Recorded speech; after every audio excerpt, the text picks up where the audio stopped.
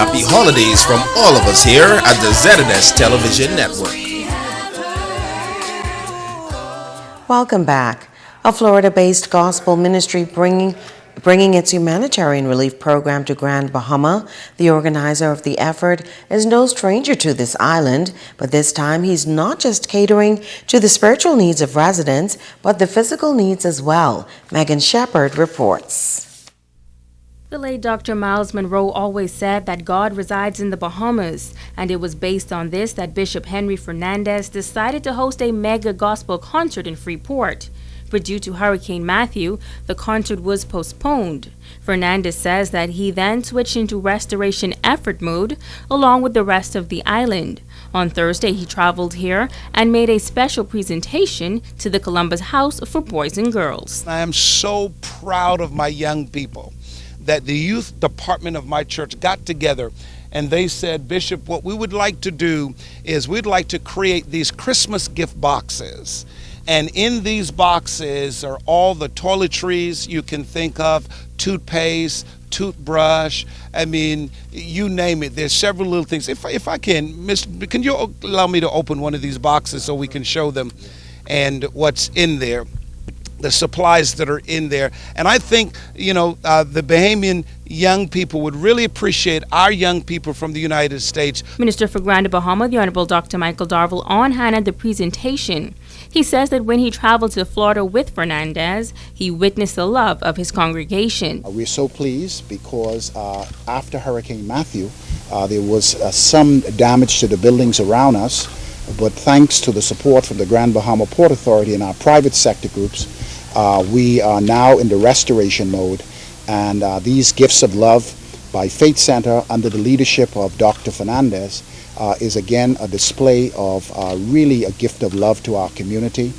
And we're so pleased that he's here, and for the children who are here, it's going to be a beautiful Christmas because these essential supplies will go a long way for them as they prepare for the Christmas holidays and prepare for the opening of school that will take place in January. Assistant Director at the Department of Social Services, Paula Marshall, thanking Fernandez for the donations, which also included generators, water, and blankets. The home currently caters to 8 children, and Marshall says that the gifts will be a great blessing.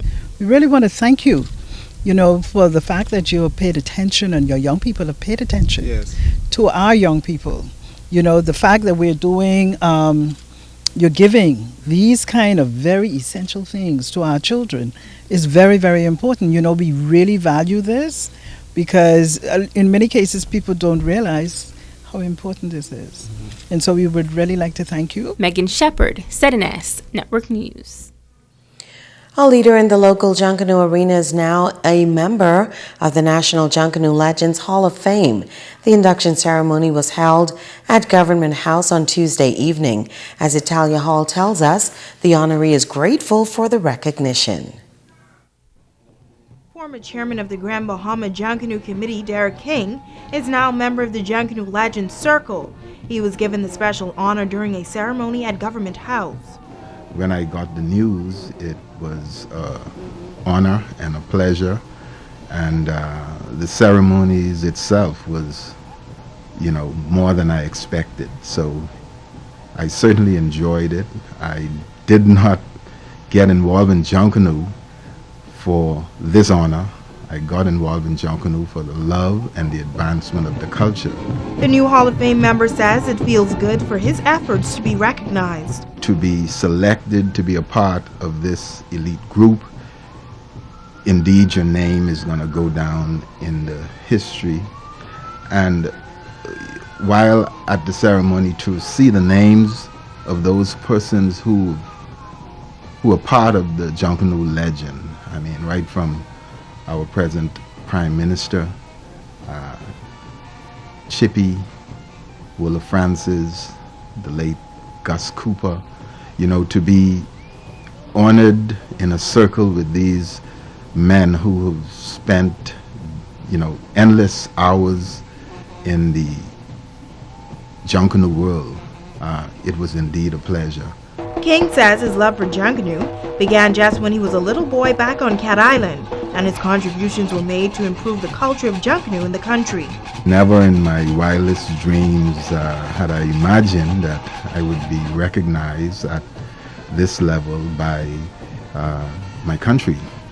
I spent a lot of time in Junkanoo in Grand Bahama, approximately about 22 years. 10 years assisting the former chairman before me, Mr. Wellington Moutry, and 12 years as the chairman of the Grand Bahama Junkanoo. It's Talia Hall, ZNS Network News. It's time now to ask the doctor.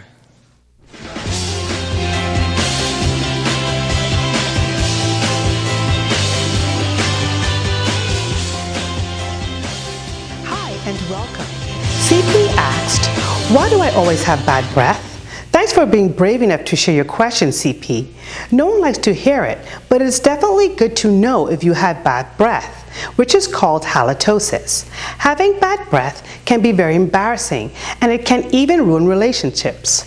Bad breath is often caused by a buildup of bacteria in your mouth that causes inflammation and gives off a malodorous smell or gases that smell like sulfur, which is similar to the smell of rotten eggs, or sometimes even worse. At some point, everyone may have bad breath. For example, when we wake up in the morning.